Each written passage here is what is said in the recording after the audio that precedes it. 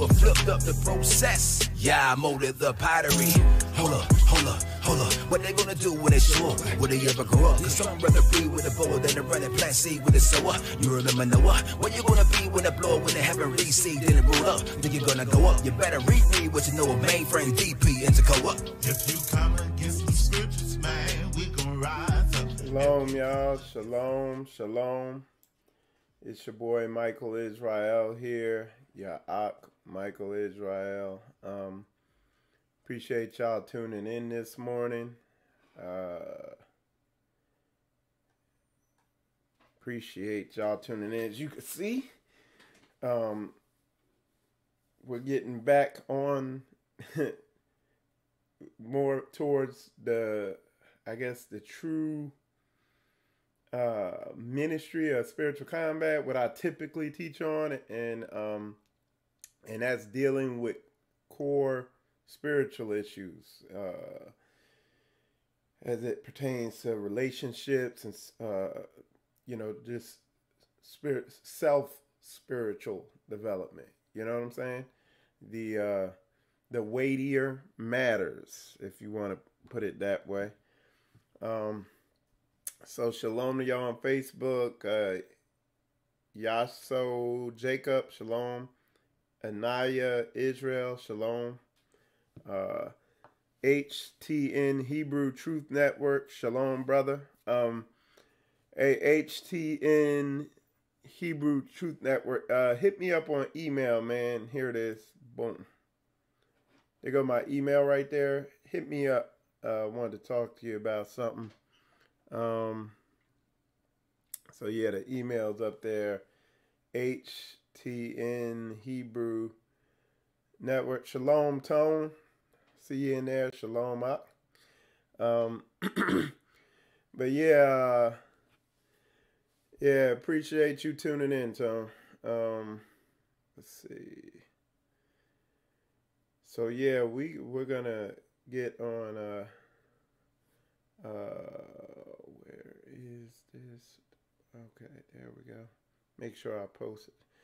Okay. So yeah, but we're gonna get into this lesson. And this lesson is there is gonna be parts to this. So in fact, text. Let me put a part on there, because this is gonna this is where I'm gonna kind of park myself at topically for a while. You know what I'm saying? Because what you're gonna find is when we're ready to teach on, a lot of people are struggling in this area.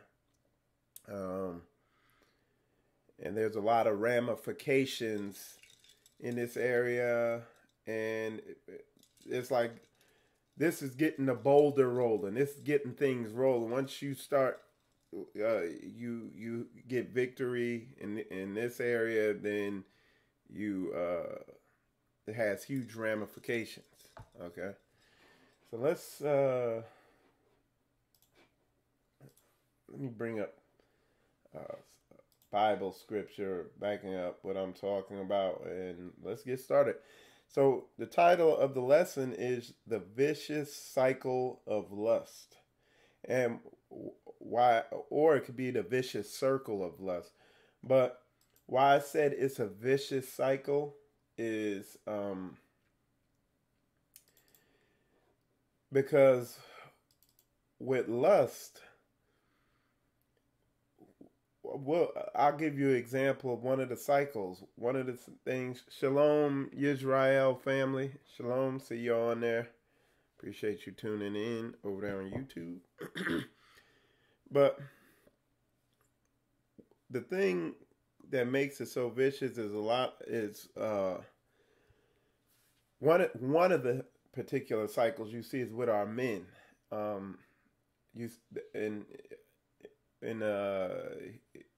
Whether it's the Hebrew community or wherever, the elephant in the room that most people most men are struggling with is lust, particularly pornography addiction.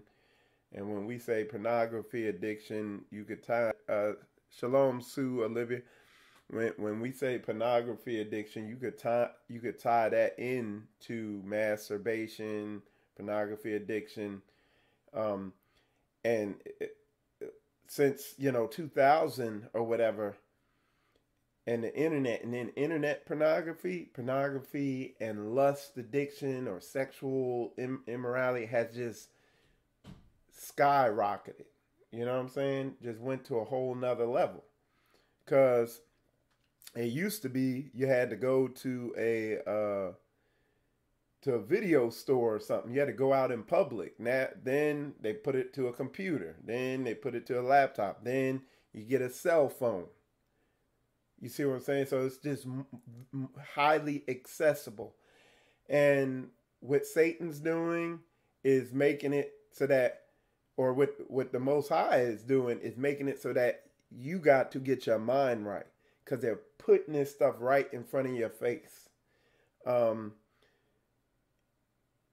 So lust and addiction to that stronghold is like more rampant than it's ever been. All right. And what I'm doing is I'm pulling up a scripture here, and it's Colossians 3:5. Okay? Because you're warned about this. And boy, I could, because you got people who tried to attack Paul's teachings, and a lot of these people miss the spirit of the word, because what Paul did is just, if you just look at Paul, if you look at Paul too closely, or if you look at Paul too far away, you miss something huge. Because when you look at Paul in the right focus, when you're correctly focused on everything Paul's teaching and tie it all into one thing, you see he's just showing you the spirit of the law. And that's, for my weak vocabulary, that's the best way I could say what I'm saying. But he's showing you what the law is pointing you to. Okay? So, let me pull this scripture up so we can really get into this. And it's the scripture is Colossians 3:5. And I got my little sheet here. I'm going to pull it up. I'm not sure if y'all going to really be able to see it real good, but well, there we go. I'll put it over here. Okay. Nah, y'all not going to be able to see it. I'll just read it. Y'all can follow along. Go to Colossians 3:5. Okay? And it says, mortify therefore your members which are upon the earth, from fornication, uncleanliness, inordinate affection, evil concupiscence, and covetousness, which is idolatry. And it's weird because he tied all this stuff in almost together. So let's go through it, okay? And a lot of y'all, if you follow me, I'm sure y'all have heard me teach on this before, but some haven't. And we're going to take it to a deeper level. But fornication, you know what that is. Uncleanliness, you know what that is. Inordinate affection. A lot of people might not know exactly what this is. But inordinate is unusually or disproportionately large, excessive. And then affection is a feeling of liking and caring for someone or something. Tender attachment. So an attachment. Fondness. Okay? She had a deep affection for her parents. Okay? But what he's warning you about is a feeling of unusually disproportionately large or excessive liking or caring for something or someone, or an unusually or disproportionately large excessive attachment or liking for someone. You know what I'm saying? So he's warning you about that. Okay. The next one was evil concupiscence or concupiscence. Okay. And let's see if I got the definition for that. I'm pretty sure I got it here. All right. Well, if I didn't, we'll pull up what that is. Evil concupiscence or concupiscence. All right. Let's paste. Strong sexual desire, lust. Okay. And it's a evil, strong sexual desire, lust. Okay. So what he's doing right here, you have that for a spouse. The deep of, ooh, that's a good one, Shirley Thornton. That's a good question, and absolutely, and that's something I teach on. Is so what she asked is, could you have that for a spouse? The deep affection, yes. In fact, and that's what I was getting ready to go into. But since you brought it up, I'll go right into it. I'm going to show you something. I'll show you right here. Where it says inordinate affection, how did it define inordinate? Unusually, disproportionately large, excessive liking or caring for someone or something. Okay? Let's see how the world defines love. This is the definition of love from Google. It says an intense feeling of deep affection. Okay? That's how the world defines love. An intense feeling of deep affection. Okay? Again, inordinate, unusually, disproportionately large, excessive. Okay, you see what I'm saying? So the way the world defines love is the way the Bible defines inordinate affection. What it is, something it warns you about. It tells you to love the Lord your God with all your heart, mind, and soul. What the world tries to get you to do is love a person with all your heart, mind, and soul. That's what a lot of these songs and a lot of music out there try to get you to do. Okay? Yeah, somebody put a person can lust their spouse instead of actually loving their spouse. Lust is selfish and love is selfless in its origin. Okay, now let me walk this out carefully. Lust isn't a sin. You can have lust, but when it's inordinate and out of control, like you see most of the time, then it's a sin. Then you're out of order because it's controlling you. Okay? And like I said, you saw that the breakdown on that definition. Let me see. So let me go back to where I was at. So evil concupiscence or concupiscence, definition of that is strong sexual desire, lust. Okay, and let me put that in my breakdown sheet so I have that. Okay, so I have that for future breakdowns on that particular verse. But yeah, that's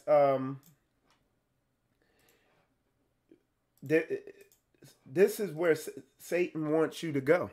Okay, and this is where nobody's teaching that. And because this is one of the main things that has people hindered in their development and bound and shameful and all that.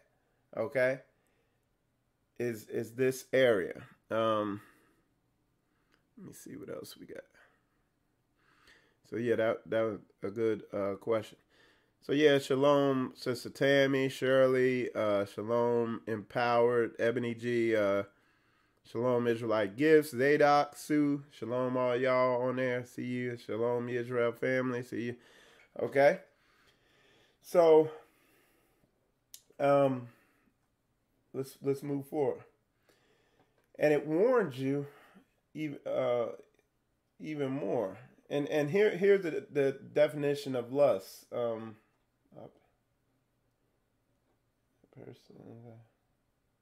Usually. Okay.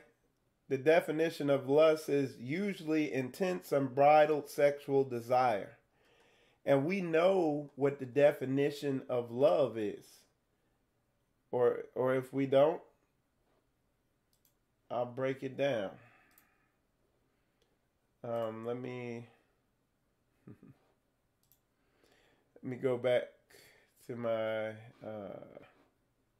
I don't know what happened here. But the definition of love, according to the Bible, is that we keep his commandments. Okay? Trying to go to it. Something weird's happened here. But yeah, the biblical definition of love is keeping his commandments. Love is not an emotional feeling like the world tells you. That's romance from Greco-Roman culture. Love, according to the Bible, it is his law, statutes, and commandments. It's a something you do. Okay? So we're kind of led astray there. And what happens because love is misdefined in this society, and this is part of the reason. My goodness, just trying to get back to where I was at. There we go. So here it is.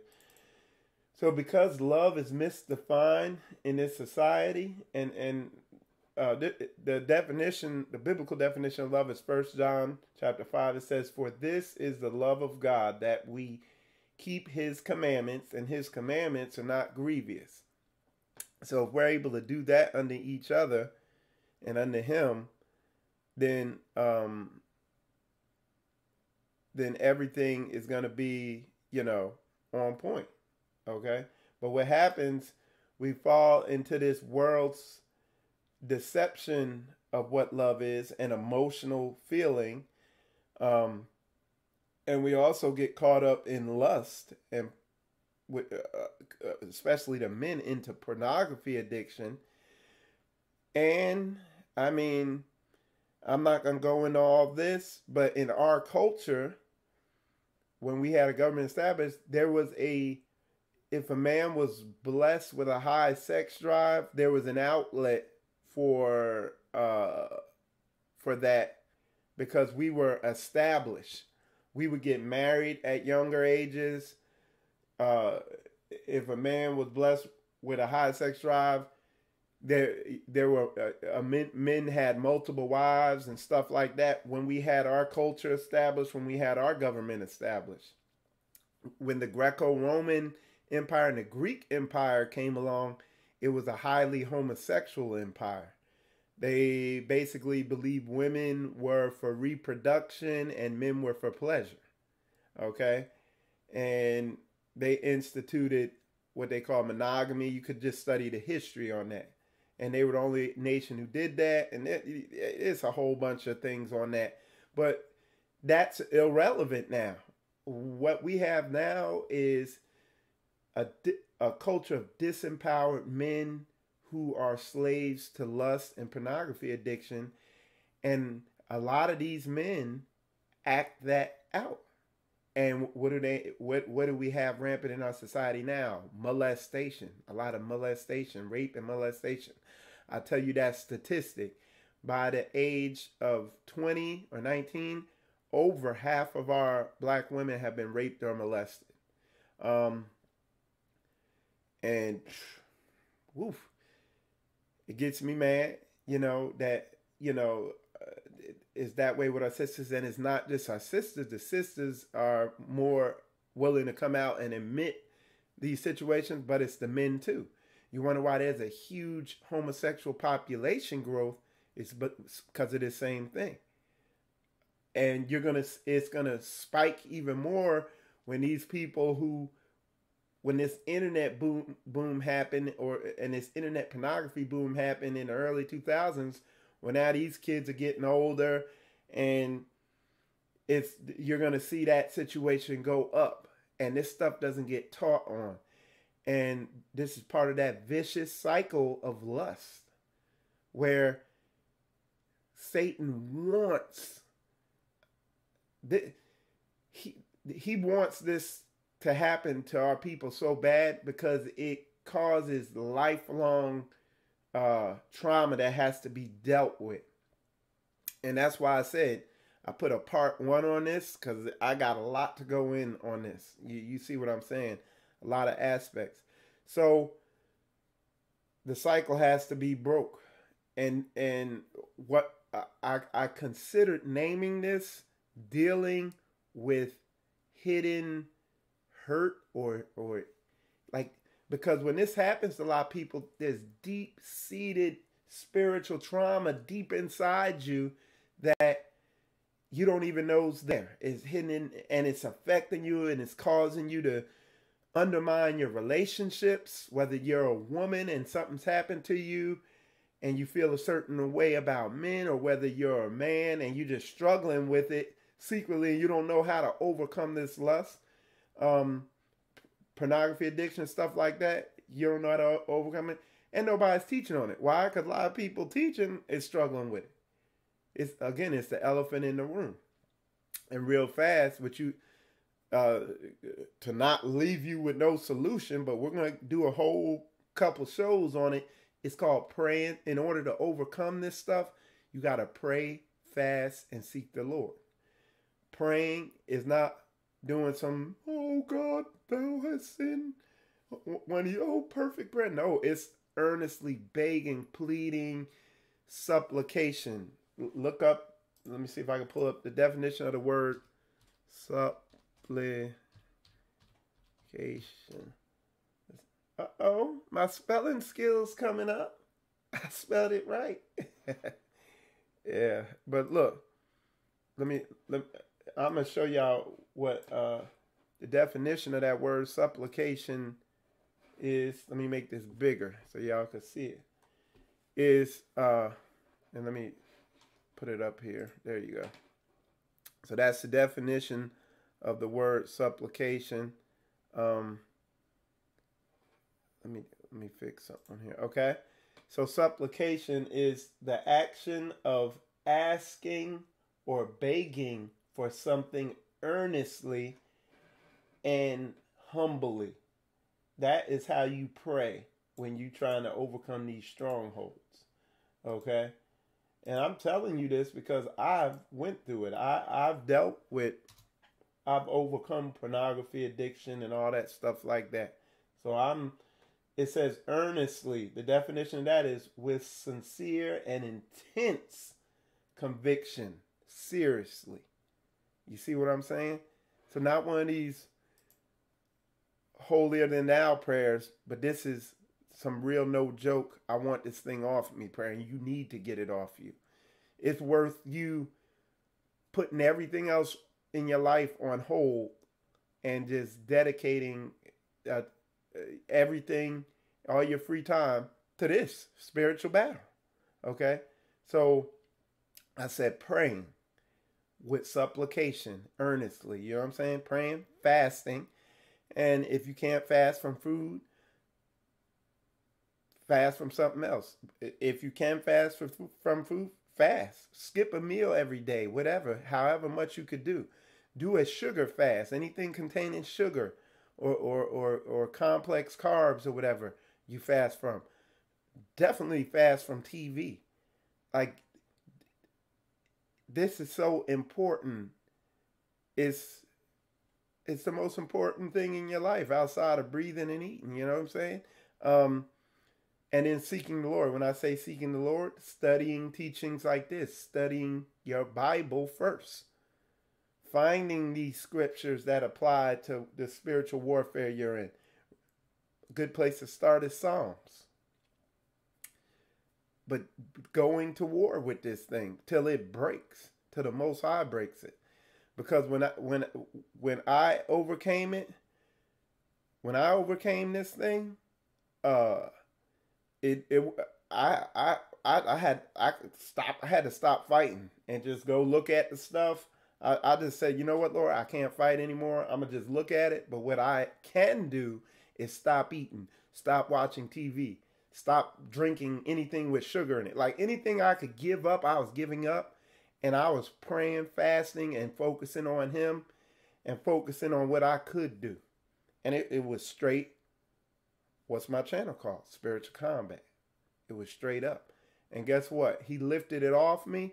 And it was, because I'm a very driven person, but it was through no effort of my own. Okay? It was nothing by my power. It just came up off me. Okay? Oh, y'all put a lot of comments in there. It says, a person. Hello? Okay. Somebody put, I just came in, but I have a question. We are warned not to lust in scriptures, correct? In 1 John 2:16, we are warned not lust. So how is lust not? Okay. Let's go to John 2:16.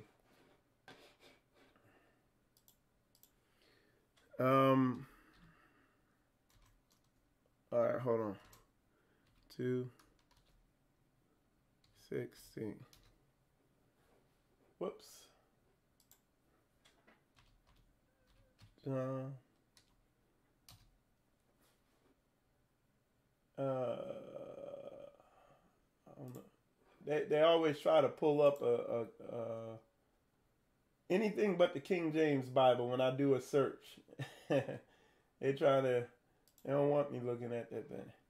All right, so let's pull it up. It says, for all that is in the world, the lust of the flesh, the lust of the eyes, and the pride of life is not of the Father, but is of the Word. Okay, what is the lust of the flesh?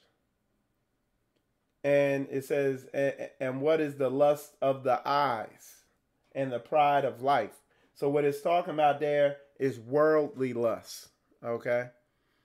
But if you, here, let me show you something.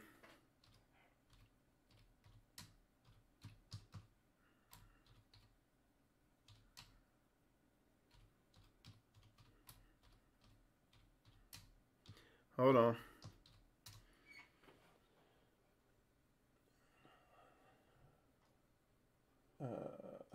Let's see where this is at.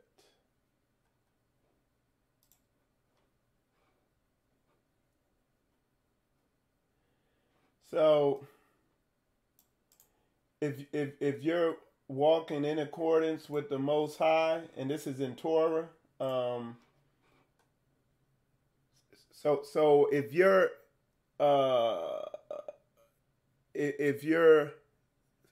spiritually aligned with the Most High's word, His law, statutes, and commandments, you can have a righteous lust. Okay, so for instance, in this example here, I'll pull it up here for you.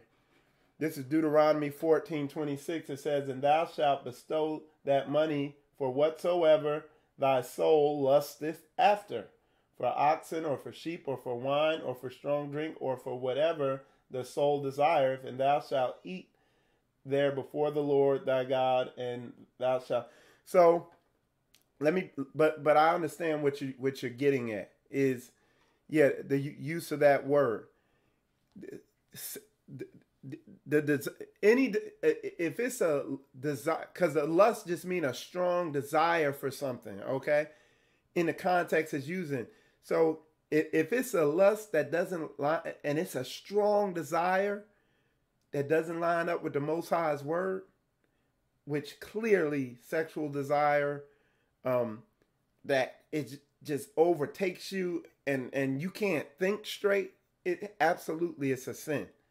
So I need to be careful when I'm teaching here of saying that word the way I say it. Okay. I need to use wisdom the way I put that out there and not explaining it.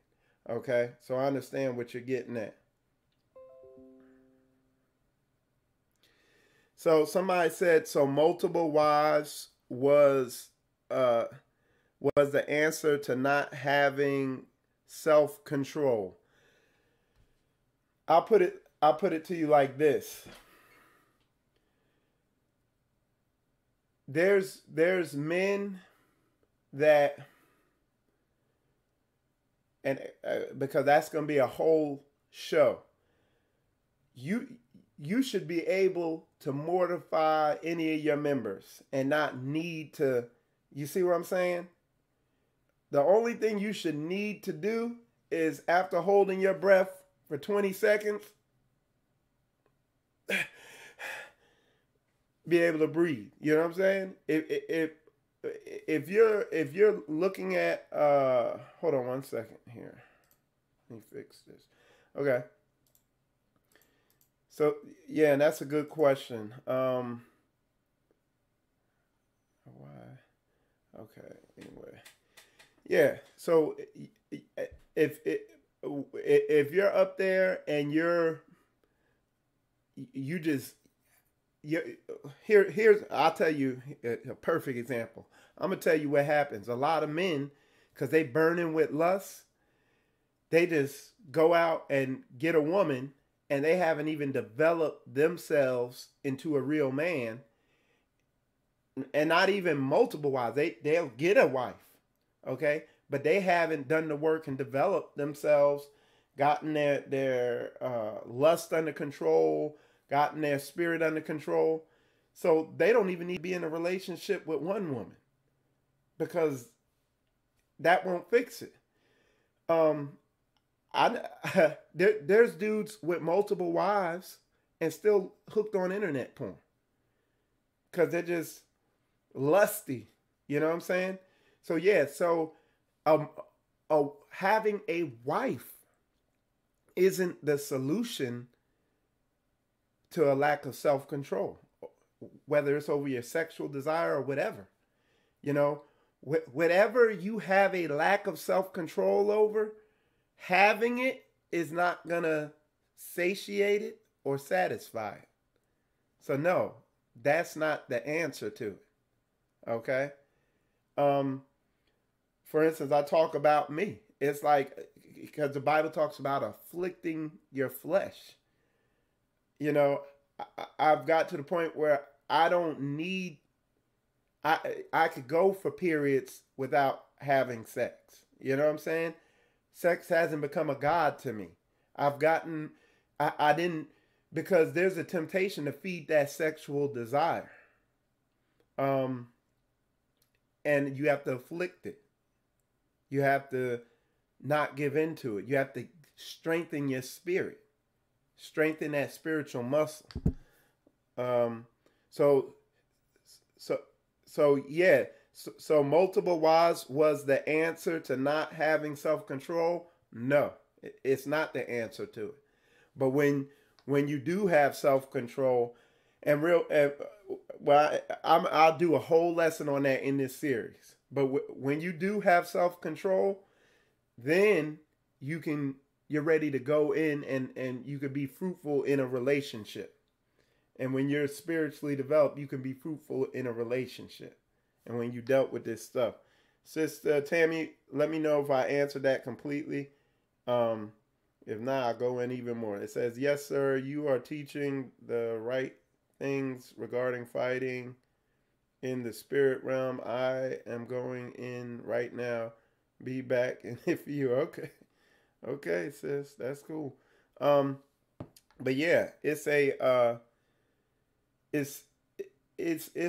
warfare. And what you find is that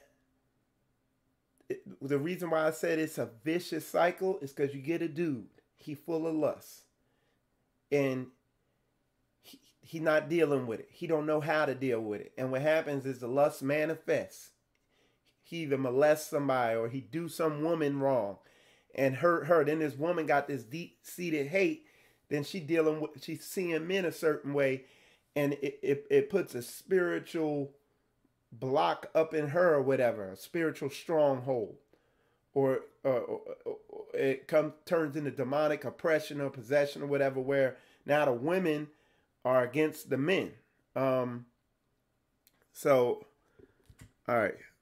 I see y'all put a whole bunch of stuff in here. All right, hold on one second. Let me address some of y'all's question. I see y'all put a ton. Best way to destroy something through something like they like because it won't be recognized, but most times it starts with perversion from childhood.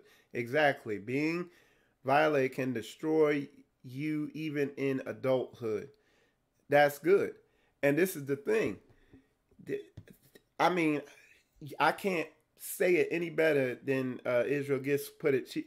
They put, the best way to destroy someone is through something they like because it won't be recognized, but most times it starts with perversion from childhood.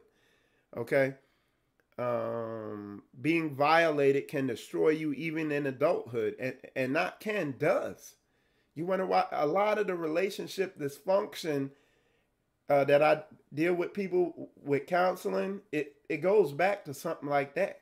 A lot of every dudes be wondering, oh, why are these black women so difficult and this, that, and the other, and I'm tired of them, and they'll go get a woman from another nation because most of our women, they claim, are difficult to deal with, but that's because they've been let down by men who were supposed to protect them and stuff like that.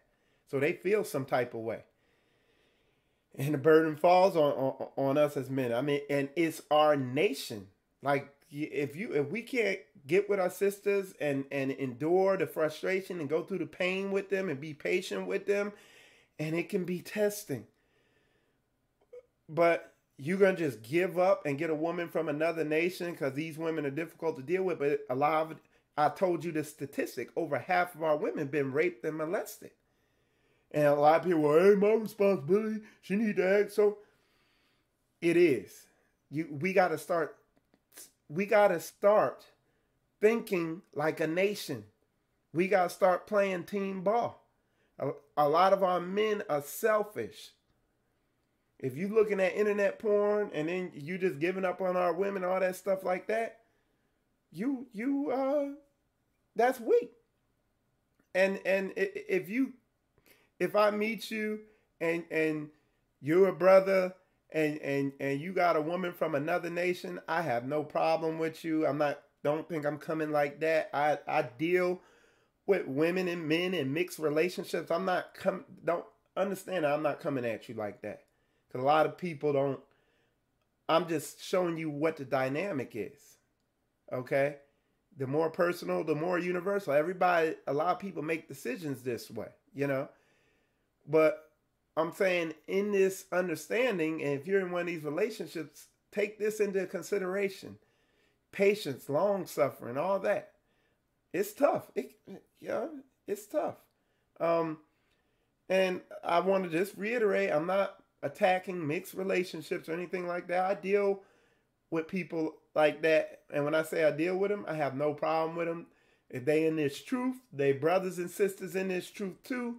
So I'm not coming at you that way. Don't get it twisted. But I'm just saying the dynamic going on in Israel is this. Brothers get frustrated with the sisters. They don't understand why they so rebellious and difficult. And a lot of times this is at the core of the situation. Okay? Let me try to read through. Yes.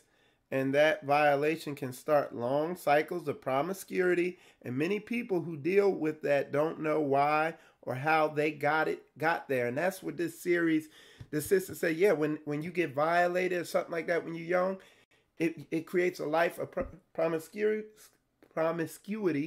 and this is the heavy thing. Satan wants this to happen to you because he knows he could destroy you. There's a lot of dead women and a lot of dead men from sexually transmitted diseases and other illicit sexual activity that didn't know that they were wrestling with demons and spirits in their spirit. And the church and nobody taught them, how do you go to war with this thing? How do you fight it off? It's the elephant in the room. It's one of the main things used to destroy our people. And I said, I'm telling you today, this is the most important thing in your life right now. Go to work, cut all your friends off, get in the word, and get this thing fought. Go to war with this thing. It's the most, if you're wrestling with this, it's the most important thing. If you're a man wrestling with lust and pouring all that, do whatever it takes to get that thing dealt with. Because you don't know. 1 second you're looking on a website, next thing you know, you've ruining somebody else's life for good and giving them a death sentence somehow. Whether it's running around with a bunch of women or whatever it is. And that's why, like I said, it's going to be a long series. You see what I'm saying? Because this is the elephant in the room. All right. Let's see. Yes. And, but exactly. But when you catch it, you got to go on your face and cry. You got to go on your face and cry out and rebuke the demons. But it ain't, oh, okay, the emotion went away. I prayed. I rebuked demon. No, then you got to, this ain't just a, okay, fine. It's an ongoing, constant, consistent, do a little each day battle. You got to strengthen yourself. You got to fortify. You got to build up walls so they just can't come back in and buffet you. You got to kill this thing till it's dead. Exactly. But when you catch, okay. As always, I have not been on for a bit due to much working, but I was home sick and was on YouTube watching videos. I came across an old video called Open Scroll. It's about the, let me explain now that serpent deceived Eve and she made her man eat. Yep. That was the first lust. Apples was not the seed. Yeah. So yeah. And that's the thing. He wants the women, he knows the women are the weaker vessel, but they have more influence over the man than anything else. So he's like a tactical war specialist. And what? The book shows you how to defeat him. Okay? Cain was I awoke this morning, opened my cell, and this came up. I believe Yeshua HaMashiach is telling me to do this. He is. This is the elephant in the room in people's spirits. This is the elephant in the room. And when it's to the point where it's like, when it's to the point where one of the things I realized after the Most High delivered me and after I put in the war and overcame the pornography and lust addiction, all that, one of the things I realized was, because you get some people, oh, I'm going to put a porn filter on my whatever, that ain't going to work. Because it's like, right after I overcame it, we were out. We had went over to the town center over here. It's a shopping place near us. And we driving through the town center, and we drive past the Victoria's Secret store, and a big thing on the window, it's a woman in her underwear. It's like, and I realized right then, I was like, we're going to have to get strong to the point where you're able to see this and get your mind back under control. Because when you caught up in this thing, literally, you could just glance at something, boom, and it just that demonic influence overtakes your spirit, and you're overtaken. And to women who have, we're gonna get into the women who have been raped and molested and stuff like that, on the ramifications of that. They can't be in a relationship. Some of the women don't want to be penetrated anymore in their life and stuff like that. And I can only, I'm going to speak to that the best I can in the coming series. I'm going to speak to that the best I can. But at the end of the day, it's the same formula. Pray, fast, seek the Lord. You got to go to war. You got to put your whole life on pause outside of the bare necessities and get this thing dealt with. Because it's just Satan trying to rob you of walking in this word in spirit and in truth. Okay.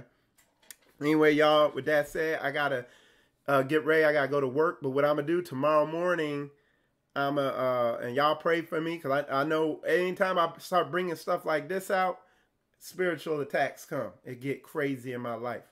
So what I'm gonna do tomorrow morning, Shabbat morning, I'm gonna go in on this for as long as we need. It'd probably be 3 hours, 2 hours. So definitely tune in tomorrow morning. Anyway, I gotta get ready and go to work. I hope y'all pray for me, because I know, like I'm telling you, this is banging on Satan's kingdom. So when I do this, I come under spiritual attack. So y'all pray for me. Anyway, with that said, shalom, y'all. Appreciate y'all tuning in.